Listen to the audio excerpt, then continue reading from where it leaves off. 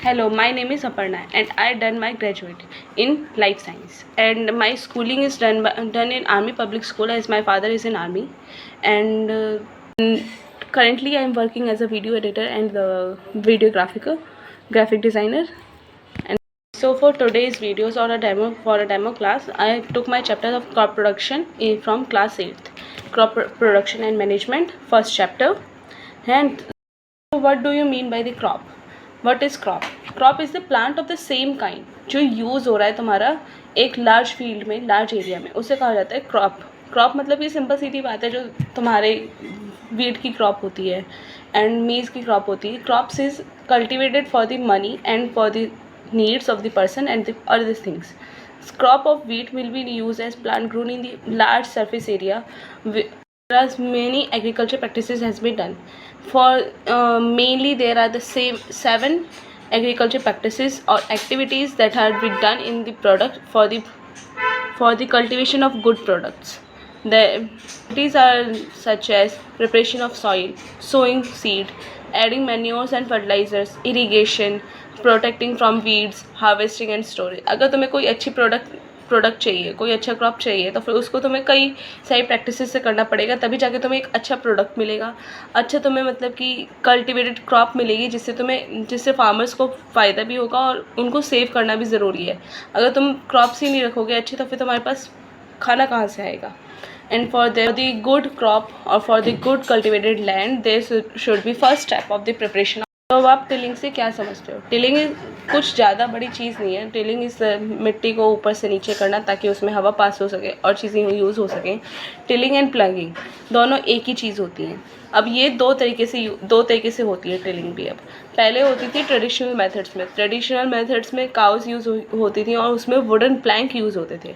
Wooden plank होते थे कुछ इस तरीके के, और अब उसकी जगह रिप्लेस होकर आयरन प्लग्स यूज़ होने लगे. आयरन प्लग्स यूज़ क्यों होने लगे? क्योंकि वुडन प्लग्स जो थे उसमें मतलब कि प्रॉब्लम्स आती थी कुछ मतलब कि उनमें अगर थोड़ा सा भी कुछ हो गया तो ख़राब हो जाते थे. दीमक लगी तो उसका वो हो जाता. तो उसकी जगह पे अब ट्रेडिशनल मेथड की जगह पे उधर यूज़ किया जाता है आयरन प्लग में इतनी जल्दी कोई रस्टिंग एंड कोई और एक्स्ट्रा चीज़ें होती नहीं है, तो फिर वो ज़्यादा एफिशिएंट होती हैं, ज़्यादा अच्छे से टिलिंग कर पाती हैं सॉइल की. तो मतलब कि आयरन प्लग्स यूज़ होते हैं. अब हमारे पास दो तरीके की टिलिंग होती है, मतलब कि मॉडर्न मेथड्स में भी और ट्रेडिशनल मेथड्स में भी. ट्रेडिशनल मेथड्स में क्या हो गया? Use of the plug. हाँ, अब हमारे जो और मॉडर्न वाले में उसमें हम यूज़ करते हैं होई की कल्टीवेटर्स की. हो जो है वो एक सिंपल टूल है जो कि यूज़ होता है वीड्स रिमूव करने के लिए. अब वीड्स क्या होती हैं? Weeds such as grass. जो ग्रास है वो हमारे प्लांट्स का न्यूट्रिशन और मतलब कि मैन्योर जो भी हमारे उसके लिए न्यूट्रिशन चाहिए, हमारे प्लांट्स के लिए, हमारे क्रॉप्स के लिए ग्रो होने के लिए, वो अपने यूज़ करें, और जो कि हमें कभी यूज़ नहीं आती. एज अ ग्रास हम ना तो उसको यूज़ कर सकते, ना हम उसे खा सकते, ना हमारे कोई कल्टिवेटेड फील्ड्स में यूज़ आती है.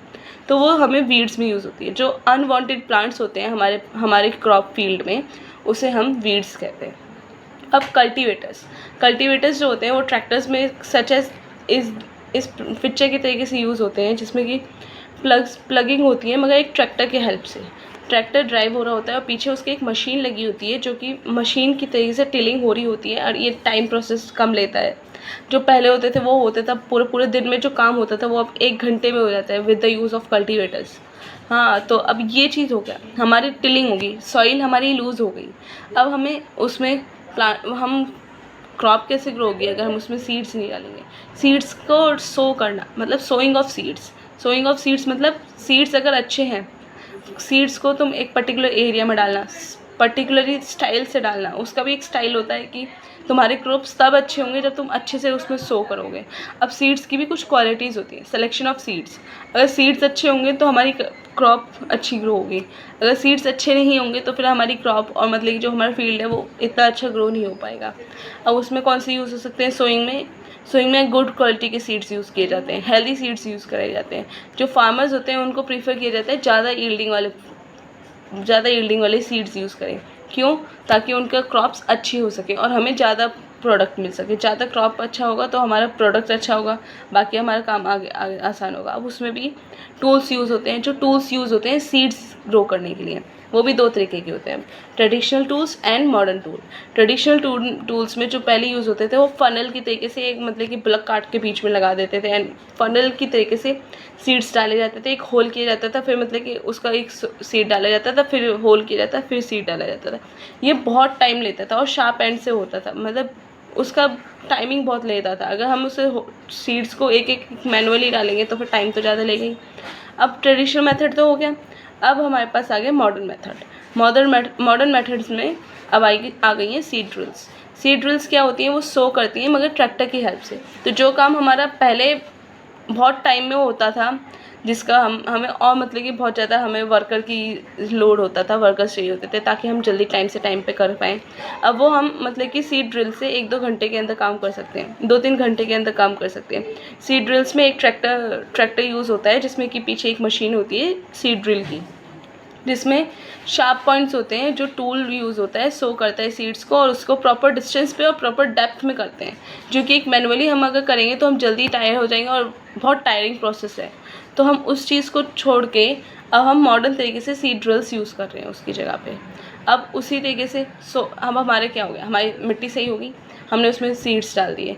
अब सीड्स भी ग्रो होनी है तो उनको ग्रो होने के लिए कुछ न्यूट्रिशंस चाहिए होंगे। अब हम नॉर्मल लाइफ में कैसे ग्रो होते हैं, हम भी तो कुछ खाते हैं, कुछ वो करते हैं, तभी हमारा ग्रो होता है। अब उसे ग्रो करने के लिए हम प्लांट्स को ग्रो करने के लिए क्या यूज़ कर सकते हैं, मैन्योर्स एंड फर्टिलाइजर्स। अब मैन्योर्स और फर्टिलाइजर्स में क्या डिफरेंस है, मैन्योर्स जो होते हैं वो कि एक मैन मेड होते हैं, उसको मतलब कि तुम मैनुअली कुछ चीज़ें यूज़ होती हैं जैसे कि काउ डंग्स और वेजिटेबल्स ऑर्गेनिक चीज़ें यूज़ होकर जो मैन्योर बनता है वो होता है मैन्योर। फर्टिलाइजर्स मशीन्स के द्वारा, मशीन्स से कंपनीज में बनाया जाता है। Fertilizers have high productivity and high substances. अब दोनों हेल्दी होते हैं। मैन्योरिंग जो होता है वो फार्मर्स ऐड करते हैं manure in to replenish the soil with nutrition. तो उसमें तो तुम्हारा सही है, मैन्योर्स में तुम्हारा मतलब कि कम उसमें ज़्यादा हो जाता है मगर इनसफिशिएंट रहता है, उसमें कुछ न्यूट्रिशंस आते हैं कुछ न्यूट्रिशंस नहीं होते हैं। तो जब मैन्योरिंग में हमारे जो न्यूट्रिशंस कम हो रहे हैं अब हम उनको कैसे करेंगे पूरा, इसलिए ही अब फर्टिलाइजर्स यूज़ होते हैं जिससे कि हमारी क्रॉप की वेराइटीज़ पे और क्रॉप की यील्डिंग पे ज़्यादा फ़र्क ना पड़े। अब क्रॉप की यील्डिंग पे ज़्यादा फ़र्क नहीं पड़ेगा तो फिर हमारे अच्छे यूज़ होंगे। अब मैन्योर और इसमें देखो डिफरेंसेस क्या है पूरे पर्टिकुलरली स्लाइड्स में। Manure is an organic substance obtained from the decompositions of plants and animals' waste. It can be prepared in fields. It provides a lot of humus to the soil. It is relatively less rich in plants. तो manure क्या है, less rich है plants के nutrients में। अब organic substance उसमें time लेगा manure मतलब कि बनने में और सारी चीज़ें प्रोसेस करने में, क्योंकि उसमें डिकम्पोजिशन होती है प्लांट्स की और एनिमल्स वेस्ट की, तो वो टाइम लेगा। हमें अब क्रॉप में अभी ज़रूरत है तो फिर हम कैसे यूज़ कर सकते हैं। तो अब उसका ही मतलब कि एक मेथड और निकाला है फर्टिलाइज़र्स का यूज़ करना। फर्टिलाइज़र्स में टाइम मतलब कि ज़्यादा कुछ नहीं है और मतलब कि ईजी टू कैरी होता है और इनऑर्गेनिक सॉल्ट्स यूज़ होते हैं। ये अब क्या है, fertilizer is an organic salt, they are prepared in the factories. ये फैक्ट्रीज में हो रहे हैं, मशीन्स की हेल्प से यूज़ हो रहे हैं। अब it does provide any humus, इसमें कोई ह्यूमस नहीं होता, जिससे ये ईजी होते हैं कैरी करने के लिए, ज़्यादा हैवी भी नहीं होते कि हम यहाँ से वहाँ आसानी से कैरी नहीं कर सकते। और फर्टिलाइजर्स जो होते हैं ये ज़्यादा रिच होते हैं प्लांट्स न्यूट्रिएंट्स में, जैसे कि नाइट्रोजन, फॉस्फोरस, पोटेशियम, और यही तीनों ग्रो करने के लिए, प्लांट्स को ग्रो करने के लिए ज़्यादा यूज़फुल होते हैं, ज़्यादा ही यूज़ आते हैं। हाँ, तो एग्जांपल है फर्टिलाइजर्स के urea, ammonium sulphate, sulphur, super phosphate, nitrogen, potassium, phosphorus, ये हमारे कुछ एग्जांपल्स हैं फर्टिलाइज़र्स के जो कि हम यूज़ करते हैं अपने प्लांट्स में। अब मैन्योर और फर्टिलाइजर्स हम कैसे यूज़ करेंगे, अब उसमें हम कुछ डालेंगे तो कुछ हम मशीन्स के हेल्प से भी डालते हैं और कुछ मैन मेड भी होते हैं। अब हम मशीन से तो डालेंगे तो वो मशीन यूज़ होगी उनमें, तो वो कम टाइम लेंगे, बट अगर तुम हाथों से करोगे एक इंसान आराम से करेगा तो उसका टाइम भी ज़्यादा यूज़ होगा और मतलब कि उसका एक मेथड होता है ताकि वो अच्छे से पूरा क्रॉप फील्ड में ग्रो भी हो जाए और पड़ भी जाए और मतलब कि किसी भी प्लांट को या किसी भी उसको कमी ना हो किसी भी चीज़ की। अब हमारे मैन्योरिंग हो गई, फर्टिलाइजेशन हो गया, बाकी चीज़ें हो गई, अब फर्टिलाइजर्स यूज़ हो गए। अब हमारा क्या मेन पॉइंट आ गया, प्लांट्स अब मतलब कि तुम्हारा प्रिपरेशन ऑफ सॉइल हो गया, मैन्योर यूज़ हो गया, और मतलब कि तुम्हारे सीड्स भी सोन हो गए। अब कौन सा प्रोसेस आ गया, अब तुम्हें पानी चाहिए होगा प्लांट्स को ग्रो करने के लिए। तो पानी जब चाहिए होता है प्लांट्स को ग्रो करने के लिए, तो supply of the water is known as irrigation. Irrigation भी टू टाइप्स का होता है, traditional methods and modern methods. Traditional methods में यूज़ होते हैं पॉन्ड्स एंड ट्यूबवेल्स, जिसमें कि हम ट्रेडिशनल मेथड की तरह यूज़ होते हैं चेन पम्प, मॉट, पुली सिस्टम होता है, ढेकली, राहट, लेवे सिस्टम। ये ट्रेडिशनल मेथड्स हैं जिसमें कि पानी मतलब कि तुम्हारे पॉन्ड से लेके और मतलब कि रिवर से लेके लेक से लेके तुम्हारे क्रॉप फील्ड तक आते थे। हाँ, अब उसकी जगह मॉडर्न मेथड्स यूज़ हो गए। मॉडर्न मेथड्स में कौन कौन होते हैं, स्प्रिंकलर सिस्टम और ड्रिप सिस्टम। ड्रिप सिस्टम में क्या होता है कि तुम्हारा एक पॉइंट बाय पॉइंट, एक पॉइंट पे ही तुम्हारे प्लांट के ऊपर ही जाता है, और जो मतलब कि तुम्हारा स्प्रिंकलर सिस्टम होता है उसमें तुम्हारा पानी एक स्प्रिंकलर से पूरे क्रॉप फील्ड में जा रहा होता है। तो फिर तुम्हारा कौन सा ज़्यादा हेल्पफुल रहता है, स्प्रिंकलर सिस्टम और ड्रिप सिस्टम। ये दोनों तुम्हारे मैनुअली मेरे हिसाब से तो स्प्रिंकलर सिस्टम ज़्यादा सही रहता है, क्योंकि तुम्हारे एक पर्टिकुलर पॉइंट से पूरा पानी अच्छे से जा रहा होता है। ड्रिप सिस्टम भी अच्छा है जहाँ पे पानी की वेस्टेज, जहाँ पे पानी की कमी है, जहाँ पे पानी का वेस्टेज ज़्यादा हो नहीं सकता, तो फिर उस जगह पे ड्रिप सिस्टम ज़्यादा अच्छा है। अब ये इरिगेशन हो गया, हमारा सोइंग हो गया, सब हो गया। उसके बाद हमारे वीड्स होते हैं, वीड्स ग्रो होने लगते हैं। वीड्स ग्रो कैसे होने लगते हैं, प्लांट्स के बीच में अनडिज़ायरेबल प्लांट्स होते हैं, या मतलब प्लांट्स होते हैं और मतलब कि हर्ब्स होती हैं जो कि अनडिज़ायरेबली ग्रो होती हैं। हम उन्हें चाहते नहीं हैं कि हमारे क्रॉप फील्ड में हो, बट फिर भी वो ग्रो हो जाते हैं, उन्हें हम वीड्स कहते हैं। तो वो नेचुरली अकरिंग होते हैं। उसका सबसे बेस्ट एग्जांपल होता है ग्रासेस मतलब कि तुम देखोगे जहाँ पे पानी होता है अच्छा खासा, वहाँ पे ग्रो हो ही जाती है। जहाँ पे न्यूट्रिशन मिलते हैं क्रॉप फील्ड्स में, हर जगह नॉर्मल एरिया में मिलते हैं वीड्स। तो मतलब ग्रासेस जब मिलती है तो वीड्स भी होंगे, उन्हें ही हम वीड्स कह देते हैं। तो अनडिज़ायरेबल प्लांट्स में grow naturally along with the crop, these undesirable plants are called weeds. और वीड्स होते हैं, हमें वीड्स चाहिए नहीं, अनडिज़ायरेबल पार्ट्स हैं, प्लांट्स हैं हमारे, तो हमें जब वो चाहिए नहीं तो फिर हम उन्हें डिलीट कर सकते हैं, उन्हें हम रिमूव कर सकते हैं। उन्हें रिमूव करने के लिए हम क्या यूज़ कर सकते हैं, वीडीसाइड्स। वो केमिकल्स होते हैं जो कि हमारे वीड्स पे हम जैसे स्प्रिंकल करते हैं पूरे क्रॉप फील्ड में या पूरे कल्टिवेटेड एरिया में, तो वहाँ पे वीड्स यूज़ होते हैं। वीड्स में कौन सी यूज़, उन्हीं को वीड्स को ही डिस्ट्रॉय करने के लिए कुछ फर्टिलाइजर्स, कुछ मतलब कि स्प्रिंकलर्स और स्प्रे यूज़ होती हैं, और उन्हें हम कहते हैं वीडीसाइड्स। और उसका सबसे बड़ा एग्जांपल होता है 2,4-D DDT। हाँ, तो DDT होता है 2,4-D डाइमिथाइल होता है। तो द मैनुअल रिमूवल जो होता है इंक्लूड करता है, मैनुअल रिमूव भी कर सकते हैं, मतलब हाथ से तुम घास को, सिकल एंड ऑल जो यूज़ होते हैं उन्हें यूज़ करके तुम मतलब कि रिमूव कर सकते हो। हाँ, सिकल को हम खुरपी कहते हैं, सीड ड्रिल्स यूज़ होते हैं, तो उन्हीं को यूज़ करते हुए हम वीडीसाइड्स रिमूव कर सकते हैं। अब मैंने कहा था ना कि वीडीसाइड स्प्रे से यूज़ होते हैं। कुछ स्प्रेइंग केमिकल्स होते हैं जो कि मतलब कि हम यूज़ करते हैं, उन स्प्रे केमिकल्स का यूज़ करके भी तुम वीडीसाइड्स को रिमूव कर सकते हो। अब उसके बाद कौन से यूज़ होते हैं, हार्वेस्टिंग। मतलब तुम्हारे प्रिपरेशन होगी सॉइल की, तुम्हारी सॉइल अच्छी होगी, तुम्हारे सीड सोन हो गए तो प्लांट ग्रो होगा। प्लांट ग्रो होने के लिए इरीगेशन चाहिए होता है, इरीगेशन हो गया। इरीगेशन होने के बाद हमारे मतलब कि वीड्स ग्रो हुई तो उन्हें हमने रिमूव ही कर दिया, वीडीसाइडिंग हो गया। अब तुम्हारा एक प्रॉपर मतलब कि अच्छी खासी क्रॉप ग्रो हो गई है, एक क्रॉप फील्ड अच्छा खासा हो चुका है।